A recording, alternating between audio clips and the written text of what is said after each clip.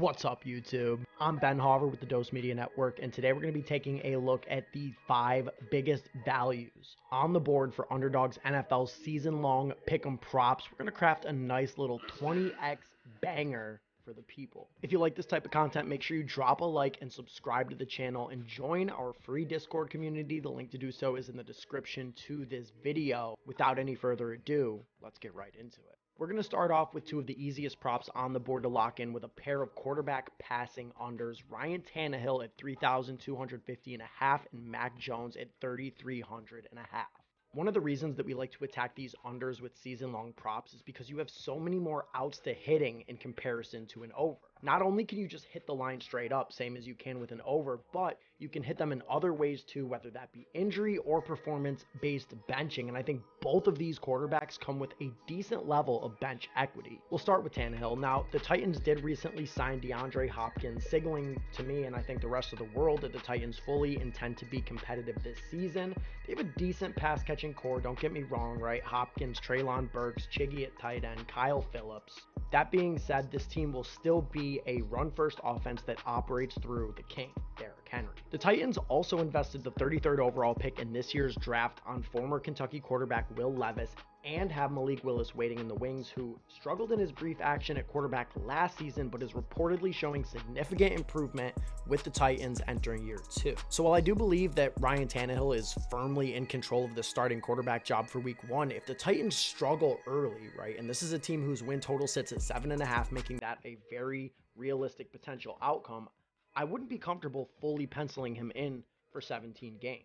In addition to that, we're getting major value on Tannehill's passing line at 3,250.5 on Underdog. His passing line on DraftKings is 3,075.5, juiced minus 120 to the under. So we're getting a nice 175-yard discount by playing his line on Underdog opposed to the books. And we see something similar here with Mac Jones, whose line on DK Sportsbook is at 3,199.5 and 3,300.5 on Underdog. That's a 100-yard discount. And like Tannehill, we have reasons to believe that Jones may not make it through this full season as a starter in New England. Reports from the Patriots have indicated mixed feelings on Jones from within the organization. Some people inside the building do appear to be very bullish on second-year quarterback Bailey Zappe's potential. The Patriots offense was abysmally coached last season, and while I think we could see improvements there in 2023, this is still a pass-catching core that is severely lacking talent. Jacoby Myers left the team to be replaced by Juju Smith-Schuster, which is a lateral move at best, if not a straight-up downgrade, with Mike Gesicki being the only other significant addition. Devontae Parker, Kendrick Bourne, Tyquan Thornton. I mean, this is not a talent-rich team offensively, no matter how you slice it. And according to Sharp Football's projected strength of schedule, which is based on Vegas win totals, the Pats have the absolute stone-cold hardest schedule of any team in the league this entire season. Combine that with the Patriots being locked and loaded in the toughest division in football right now, it's not hard to imagine a world where Bill Belichick does make a quarterback switch at some point this season. So not only with Tannehill and Mac Jones do we have logical reasons to forecast doubt on whether or not they make it a full 17-game season as starters, but we're also getting good value on both of these lines. Now, on the subject of good value, CJ Stroud's passing lines look extremely good as yet another under to hammer on UD. Compared to his lines on books, we are getting good value on both his yardage and touchdown props. On DK, his yards are at 3,125.5. On UD, they're at 3,300.5. His touchdowns on DK, 17.5 compared to 19.5 on Underdog. The Texans recently made comments about this being a run-first team, and I think the offense will run through Dameon Pierce and Devin Singletary, and while Stroud could end up being a solid quarterback in this league, I mean, I have no doubt of that, I don't view this situation in Houston as one where he's set up for immediate success. His wide receiver 1 is Nico Collins, a third-year player who's failed to net over 500 yards in either of his first 2 seasons. Robert Woods just joined the team at age 31. He's almost certainly dust. And John Mechie, who I do think is a bit of an X factor, and I'm bullish on his talent, but for all intents and purposes, this is his rookie season. He missed all of year 1 with medical issues. And what else do they have? I mean, Dalton Schultz. I don't really see a path to Stroud setting the league aflame in year 1.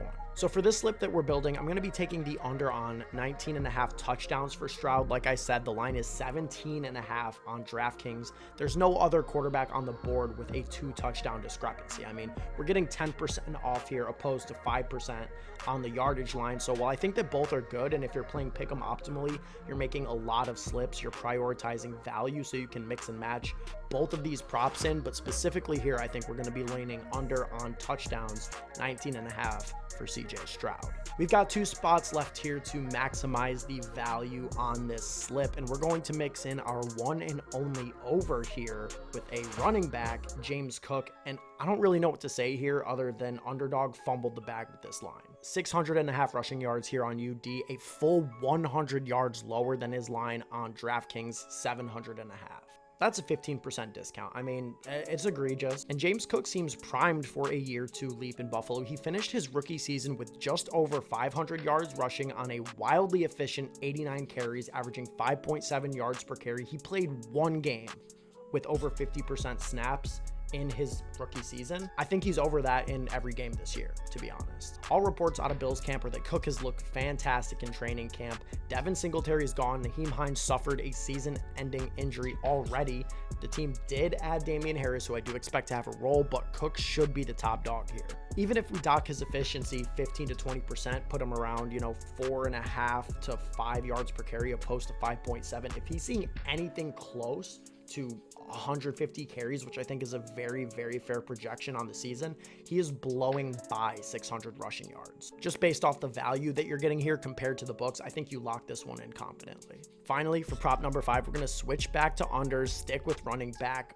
Big hat Brian Robinson, whose rushing touchdown line is set at 6.5 on the season. Pretty fair to lean under here for a couple of reasons, I think. I mean, first off, no position group in the entire NFL is more likely to miss time year over year than running back, which is why running back unders tend to be one of the most profitable bets you can make on a season. And with Brian Robinson specifically, I mean, I think that we are going to see a relatively stark shift in the way that the Commanders' offenses ran with the addition of former Chiefs offensive coordinator Eric Bieniemy here now to run the show. Sam Howell is expected to take over for starting quarterback in Washington, and while he himself is a bit unknown, he's surrounded with enough talent that Bieniemy should be able to call the type of pass-first offense that we know he'd like to. They've got Terry McLaurin, Jahan Dotson, Curtis Samuel, an extremely solid core of wide receivers. Antonio Gibson should also be a factor in this backfield. I expect him to take Brian Robinson off the field quite a bit, especially in game scripts where Washington is trailing, as Gibson is the far superior receiving back. We've already heard quotes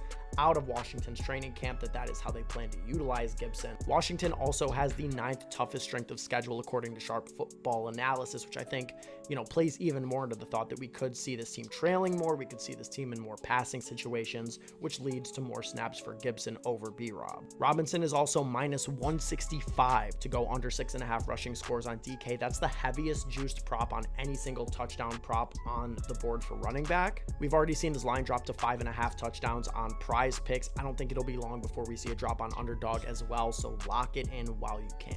And there you have it. Ryan Tannehill under 3,250.5 passing yards. Mac Jones under 3,300.5. CJ Stroud under 19.5 passing touchdowns. James Cook over 600.5 rushing, and Brian Robinson under 6.5 rushing touchdowns. And that's going to be it for this video, guys. Make sure you drop a like and subscribe if you enjoyed what you saw. Drop a comment below if you plan on tailing, or if there's any other props that you're really interested in us doing a deep dive on. We'd be happy to talk about them here on the channel. And don't forget to join our Discord channel. The link to find that is in the description to this video. We'll be back with more Underdog and Prize Picks content all off season long, guys. And until then, have a great rest of your day.